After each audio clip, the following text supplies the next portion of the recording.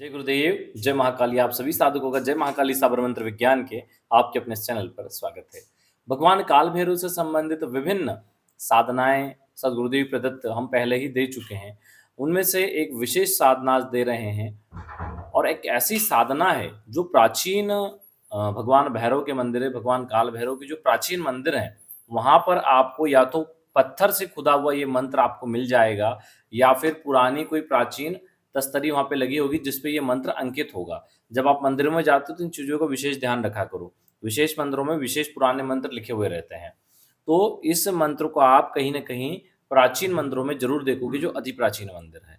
तो इस मंत्र के माध्यम से बहुत कम समय में भगवान काल भैरव की कृपा प्राप्ति की जाती है, बड़े से बड़े काम पूर्ण कर लिए जाते हैं, बड़ी से बड़ी समस्या दूर की जाती है और सिद्धि प्राप्ति भी की जाती है।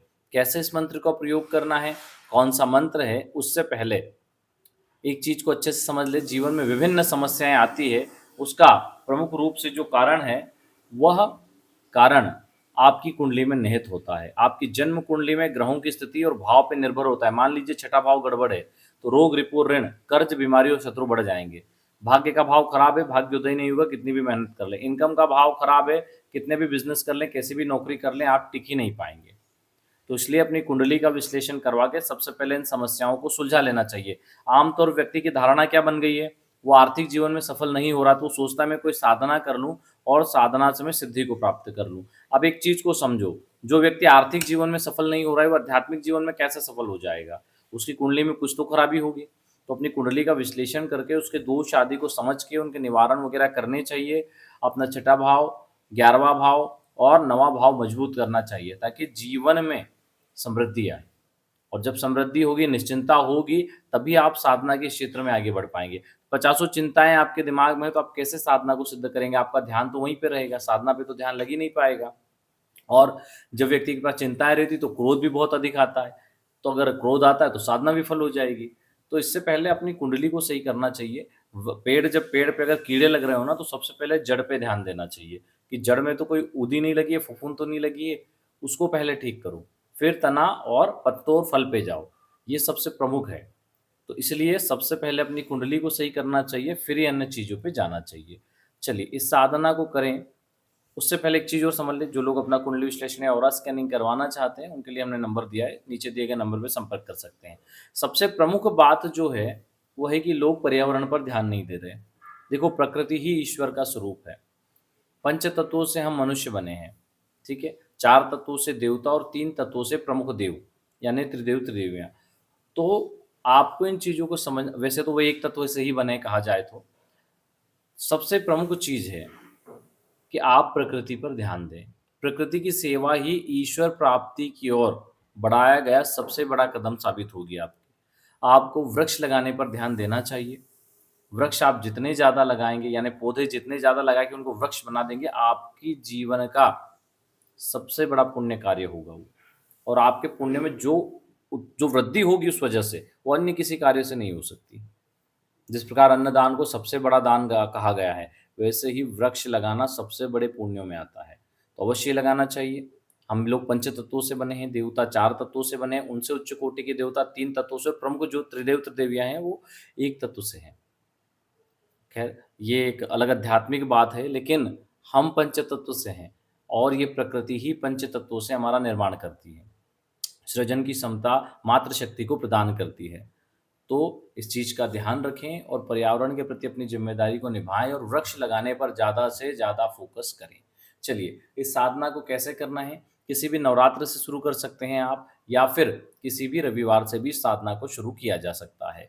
इस साधना को आप उत्तरमुखी या पूर्वमुखी होकर करें तो अति उत्तम।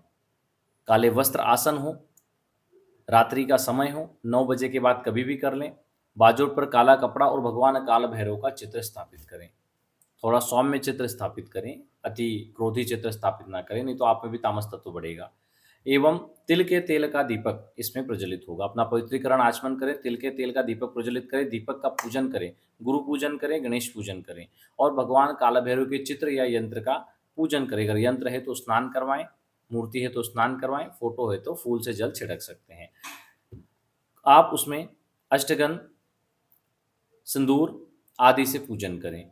पूजन के चंदन भी इसमें यूज़ कर सकते हैं। पूजन के पश्चात नैवेद्य में गुड़ या फिर बेसन के लड्डू अर्पित करें। इसमें आप जो पकोड़े होते हैं उड़द के, वो भी चढ़ा सकते हैं।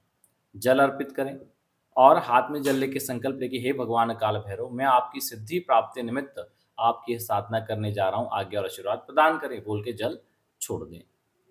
और इसके बाद में या तो शरीर बंधन कर लें या भैरव कवच का पाठ कर लें। ठीक है, शरीर बंधन या फिर भैरव कवच। अब इसके बाद आप 1 माला गणेश मंत्र, 4 माला गुरु मंत्र करें और जो दिव्य मंत्र हम आपको देने वाले हैं, उस मंत्र की 50 माला जप करें। 50 माला आपको उसकी जप करना है। टोटल 21,000 मंत्र जप हैं, तो आप अपने अनुसार इसको 7 दिन, 11 दिन, 21 दिन, जितने दिन की भी इसको साधना आप लेना चाहें, वो ले सकते हैं। और अपने अनुसार आप मंत्र कर सकते हैं कि आपको 50 माला करनी है, 30 माला करनी है, 100 माला करनी है। अगर आपको लगता है कि हमें 3 दिन में ही पूरा करना है, तो आप उस हिसाब से ले लो। ठीक है, तो 21,000 मंत्र जब आपको इसमें करना है, वो दिन इसमें कोई निर्धारित नहीं है, आप अपने अनुसार कर लो। हमने एक आइडिया दे दिया कि आप 50 माला के हिसाब से कर सकते हो। 21,000 मंत्र जप हैं इसके।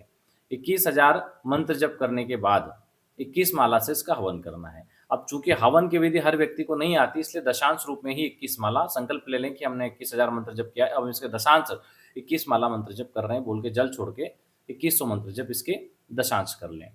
ठीक है, ये प्रतिदिन करना है। मतलब प्रतिदिन आपको पहले कवच का पाठ करना है या फिर अपना शरीर बंधन करना है, गुरु मंत्र, गणेश मंत्र, भैरव मंत्र जप करना है और अंत में काल भैरव अष्टक का पाठ करना है। इस प्रकार इस साधना को पूरा करके इस मंत्र को आप सिद्ध कर लें, तो भगवान काल भैरव की सिद्धि प्राप्त होती है और बड़े से बड़े काम इस साधना के माध्यम से सिद्ध हो जाते हैं। चाहे आपका किसी प्रकार का संकल्प, आप कैसी भी समस्या में हो, भगवान काल भैरव रास्ता निकाल ही देते हैं। और आपकी श्रद्धा और भाव मजबूत रहा तो भगवान काल भैरव के दर्शन और सिद्धि भी प्राप्त हो ही जाती है। चलिए, आज के लिए इतना ही। जय गुरुदेव, जय महाकाली।